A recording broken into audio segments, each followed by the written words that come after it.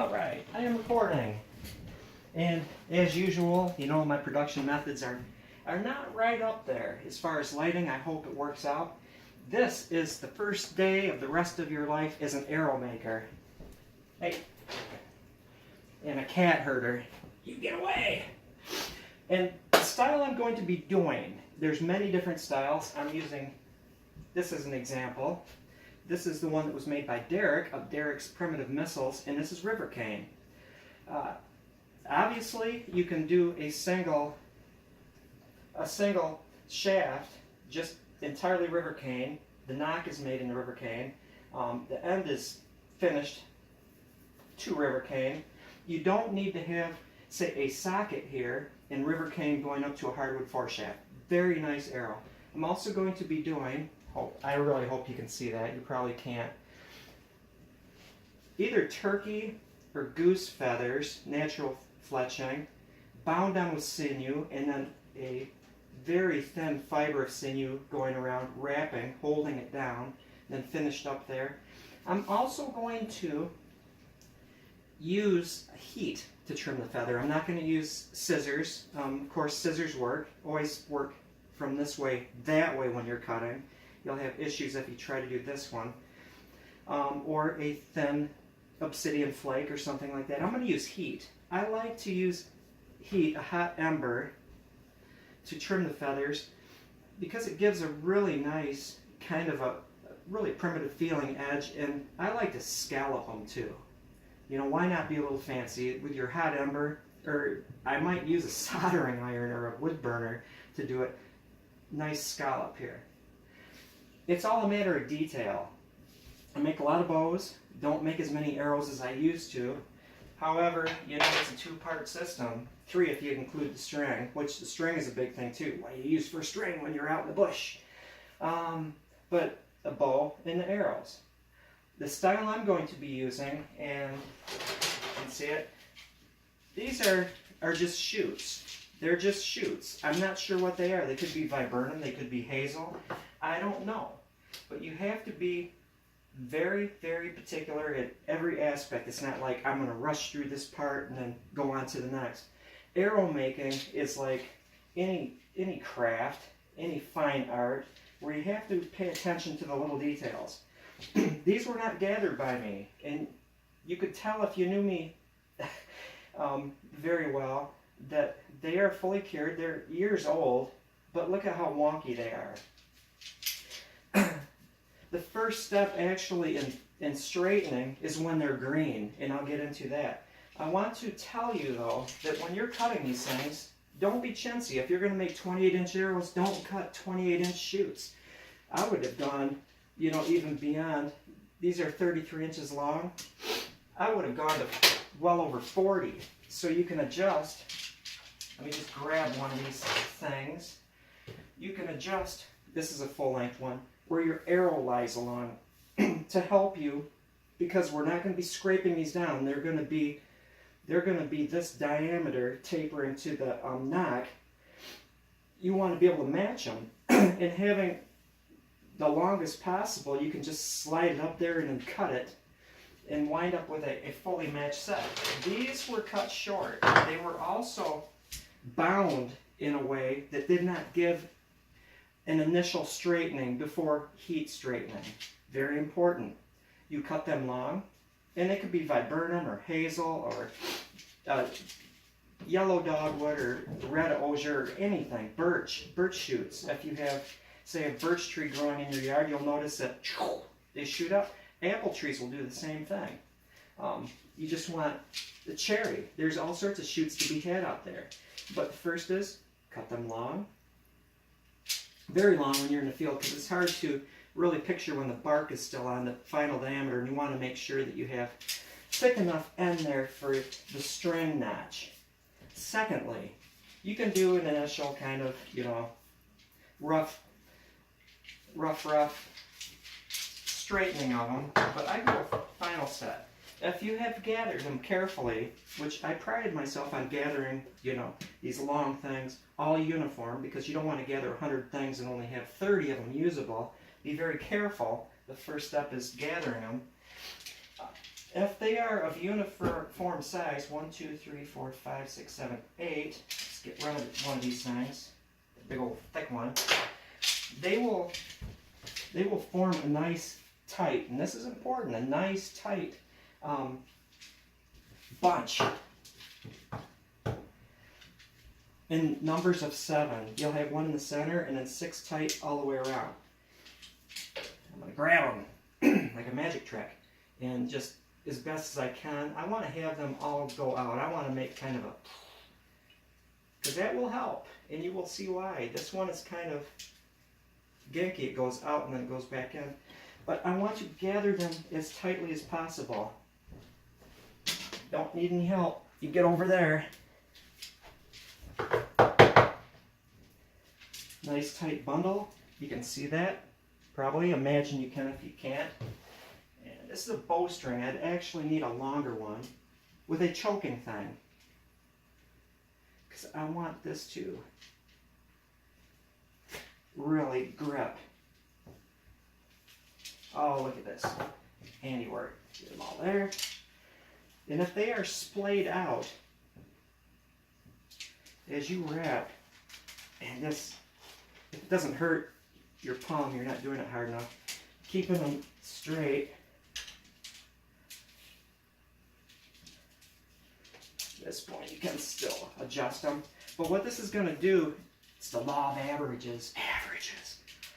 That as you're doing this, and they'll be more flexible than these dried things,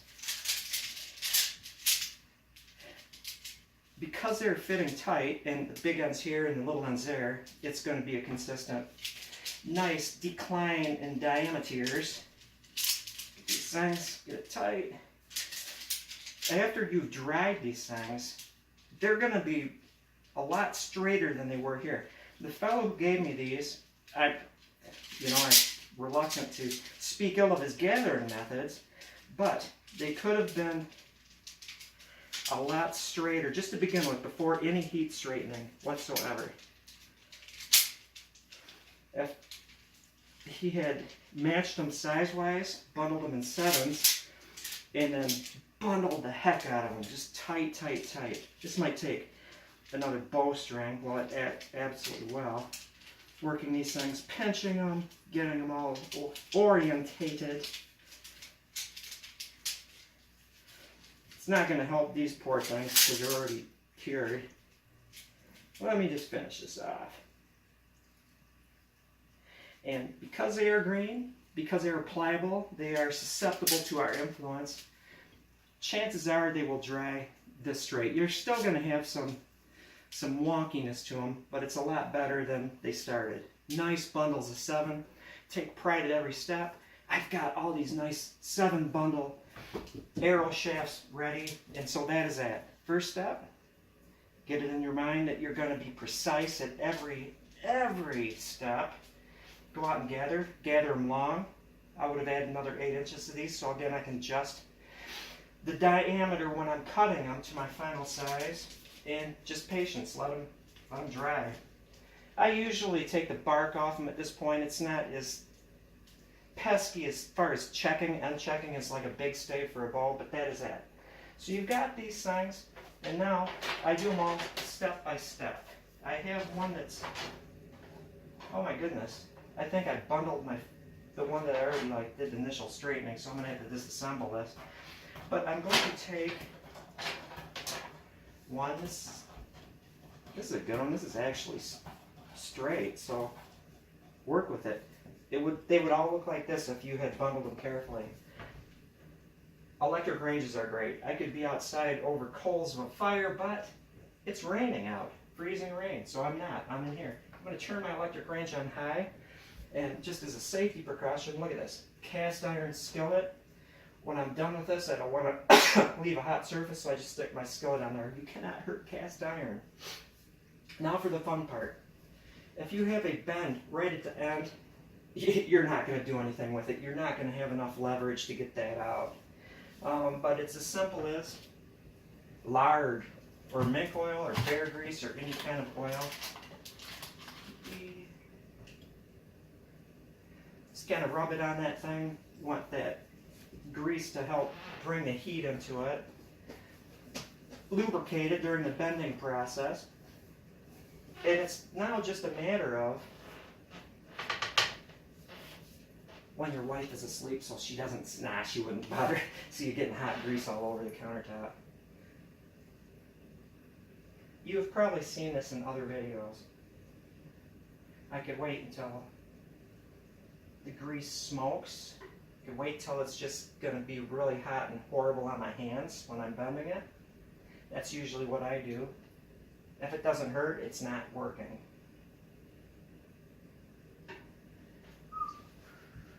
Chimney, a brazier, anything. You just want to get this wood super hot. This is kind of a freak of nature out of this pile. It's so straight to begin with.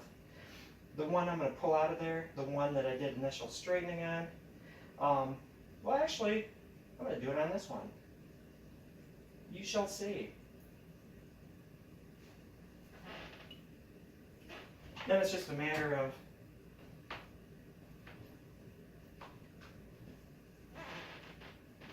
working your way. And you might be able to do the whole straightening at each section, give you strong thumbs at once. That's funny. I had a freak. I had one that was already straight in here because it acted like I did that initial straightening thing. All I need to do is the end now. Look at that. This is actually a nice one.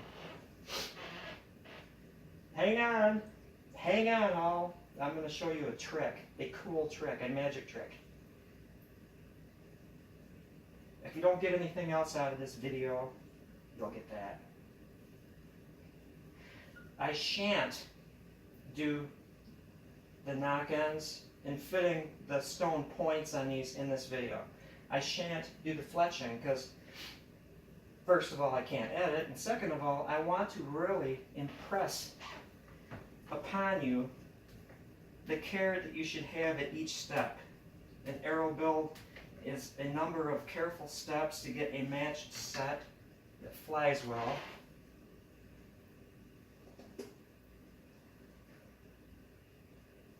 I actually don't need to do this because I'm going to trim it off there, but I want to give you your money's worth.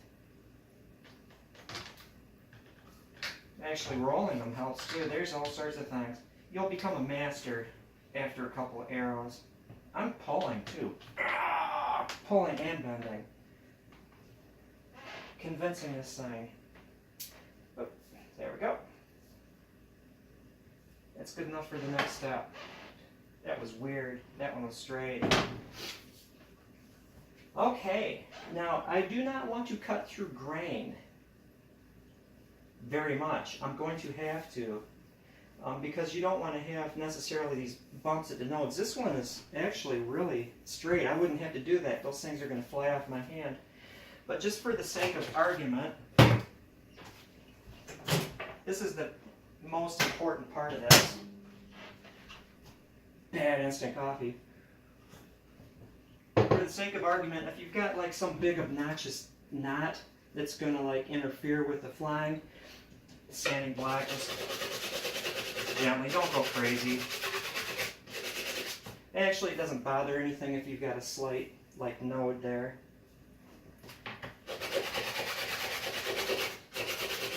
Let's just say as little as possible. Now, this is not, you can say, oh John, that looks pretty straight. This end is going to be trimmed off because there's no way that I can like take that bend, the bitter end out. Before I do my final straightening though, I'm going to have this, I'm going to have the other 7. I'm going to just bundle them and let them sit for a while. You know, patience, patience. And then I'm going to take, and there's any number of permutations. It's a thing with a channel in it.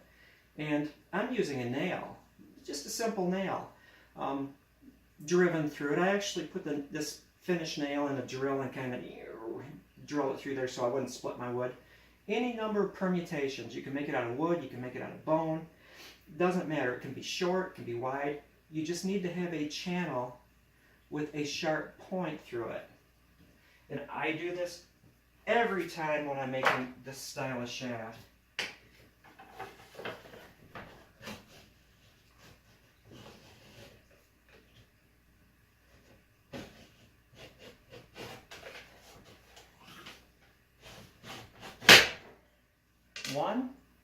Doesn't matter if they're perfect. 2. And I'll make a third one, because I like 3s. 3. And I will take the camera off of here so you can see it in greater detail. Pardon the seasickness. Reflects. Hopefully you can see there's this channel in there. There we go. And what this does, this channel, this simple channel made by this, and you can clean it out, you know, once you find it in the nail, you can scrape it down a little bit. After you take it out of your bundle, because now I have 7 of these. Let's just say I have 7 of these. I bundled them, let them sit a while just so they can kind of acclimate to their new straightness. I take it back out. And I'm going to do a second heat. Now I'm going to really let the heat soak in, because that channel, the edges form kind of a spine, as it were, differential in stiffness, maybe a little stiffer because they get heat hardened more than the outside. And that'll keep your arrow straight. These things will keep straight, because of that channel. And you know, you can always just kind of sit around, you're watching my videos, because they're the most entertaining on the earth, and just kind of fiddling with them until you wind up. And this still has some work to do. Your set of 7 straight shafts. And I'm going to work my way through all these. I'm going to get 7 finished. Then I'm going to trim them for you. The next video will be trimming and working on the fletching. I also have, this is like a tool alert right here, this channel thing with the scrabby nail. I have a tool alert that I came up with that works really well for sanding the feathers so they will lie flush and you won't get like these weird effects of the arrow, the feathers bending and being all squirrely. Have a good one. Enjoy your morning instant coffee. Thank you for watching.